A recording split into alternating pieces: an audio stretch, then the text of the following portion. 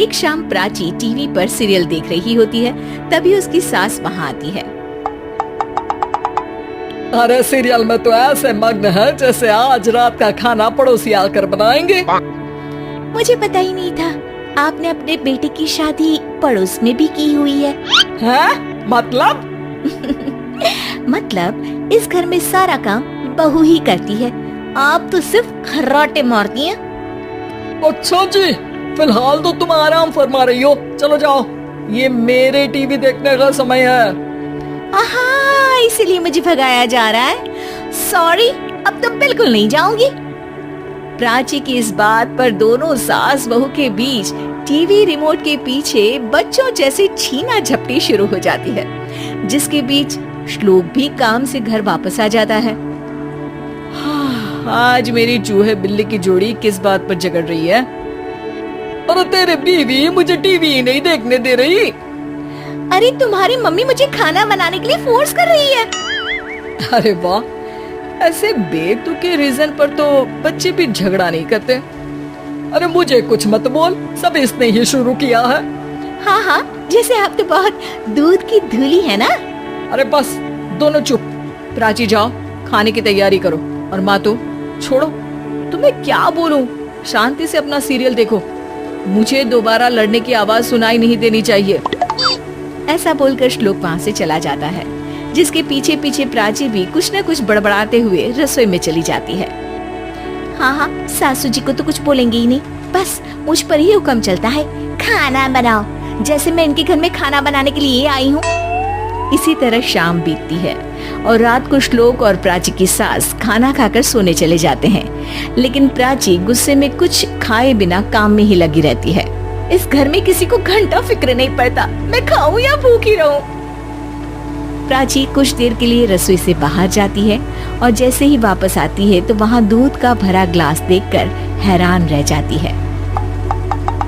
फिक्र पूरी है, बस दिखाना नहीं है। प्राची दूध पीकर सोने चली जाती है और अगली सुबह एक बार फिर सास बहू का कार्टून नेटवर्क स्टार्ट हो जाता है। ये तुमने ही किया है। अरे अजीब जबरदस्ती है, मैं बोल रही हूँ मैंने कुछ नहीं किया।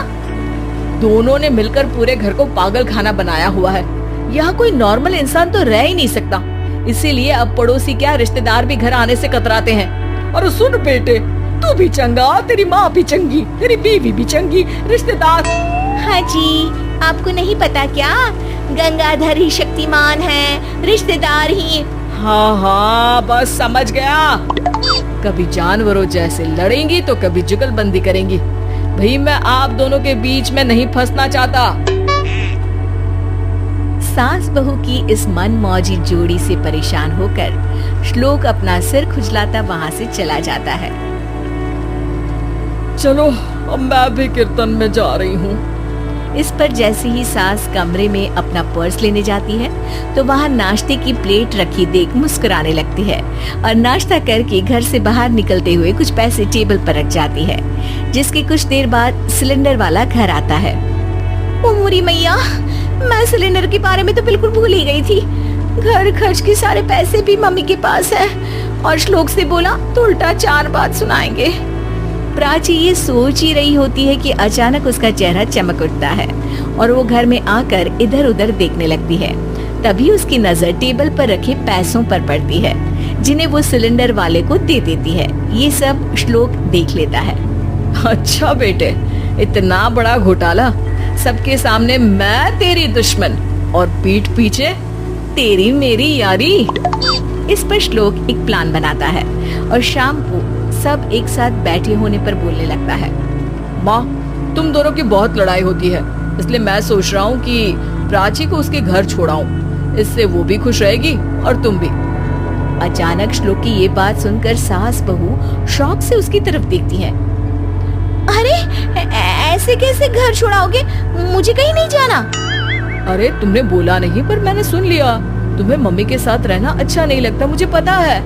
अरे वो अरे, जब बहू खुद कुछ काम बोले तो वो तुझे सुनता नहीं, और अब जो इसने बोला ही नहीं वो तू समझ गया। जब उसे नहीं जाना तो फिर जबरदस्ती क्यों कर रहा है? अच्छा, फिर आपको मौसी के घर छोड़ाता हूँ। बस अब आप दोनों एक घर में एक छत के नीचे नहीं रह सकती। मैं इस टॉम एंड जेरी की जोड़ी को और नहीं झेल सकता। है? ऐसे कैसे नहीं रह सकते?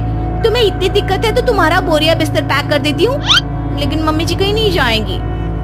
बिल्कुल यही सुनना था मुझे। अगर दोनों में इतना ही प्यार है फिर हर वक्त ये लड़ाई का नाटक क्यों करती हो? देखा मैंने कैसे माँ किचन में दूध रखती है और तुम उनके लिए कमरे में नाश्ता रखती हो, और कैसे वो पहले ही तुम्हारी दिक्कत समझकर घर में पैसे रखकर बाहर जाती है।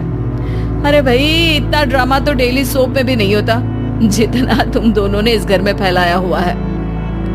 तू हमें टॉम एंड जेरी बोलता है ना, तो याद कर वो दोनों भी एक दूसरे को बाहर वालों की बुरी नजर से बचाने के लिए हमेशा सबके सामने लड़ते थे, लेकिन अकेले में दिक्कत के समय मदद भी तो करते थे।